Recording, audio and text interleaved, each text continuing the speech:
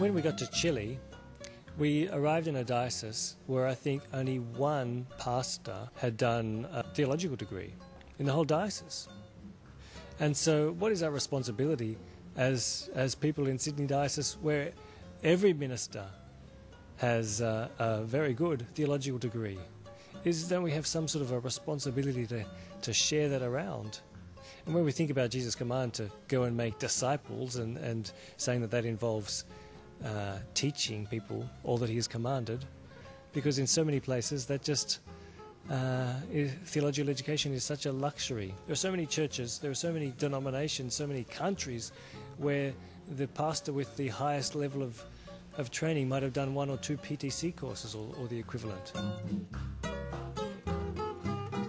The Anglican Church in Chile has been around for over 150 years, but it's been a weak church, tossed about by every wind of new teaching, basically because of a lack of investment in theological education. But the good news is that in 2003, for the first time, a full-time theological college was established. And under God, this has caused the Anglican Church in Chile to really start to leap forward. In just these first 4 years of the college's operation, the number of ordained Chilean pastors has jumped 30%. And this has led to stronger and growing churches. It's led to church planting. It's led to more and more lay people being trained up for ministry, more people hearing the gospel and obeying the Lord Jesus Christ, and has even allowed the Chilean church to send out missionaries. This is all the result of God working through a quality theological college, and the truth is that this theological college only exists because of the support of CMS Australia. Sally and I, along with other CMS missionaries, have come to a field ploughed by others and sown by others, and under God we've had the blessing of seeing this work bear fruit and multiply before us. Your average pastor who is completely untrained opens the Bible, reads a passage, and really struggles to comprehend what it is saying, let alone critically apply it to society. And so we're teaching comprehension skills, we're teaching exegesis, we're teaching critical thinking skills so that our students can then apply the text to the society.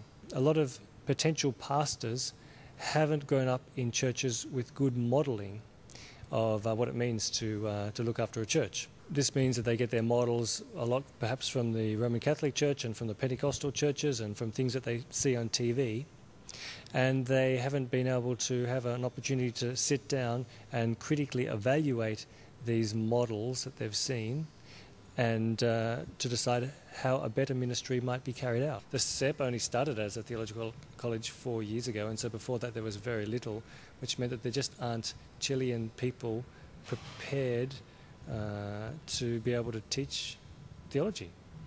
So that's where there's a great need for missionaries. Last year we had 12 full-time students. This week we've got 18, and that means we've got a Chilean guy, Cesar Guzman, who's the principal, and then there are a few CMS missionaries who are on the rest of the staff.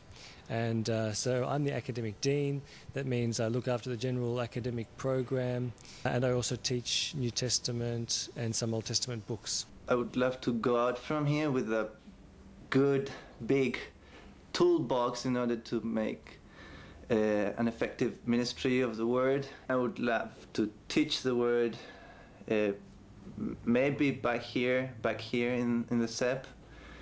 I would love to prepare other people that will be able to teach the word in their local churches. For me, it's just been incredible to see how great an impact a few strategically placed people can have.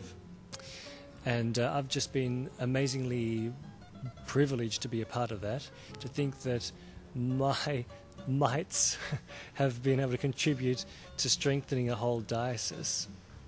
And, I could have stayed in Sydney perhaps and pastored a church, but by the grace of God, I've been able to make a contribution which is probably far greater than I would have been able to make in a church, in that I'm teaching up people who will then go and plant churches and disciple people. And so I guess, I would really want to encourage people who are currently in ministry or in theological education to think about going overseas and sowing into some of these places that are just so under-resourced and where they can really make a difference for the Lord. Jesus said that we were to go and make disciples of all the nations, every nation, and it's so easy to think, oh, that's someone else's job. But here we are in Australia, and here we are in, for instance, in Sydney Diocese, one of the best resourced dioceses, with the best trained clergy of anywhere. And so I think we're irresponsible and unloving if we don't think about how we can put that into practice, going and making disciples of all nations. As a country and as a city, we are among the richest people in the world.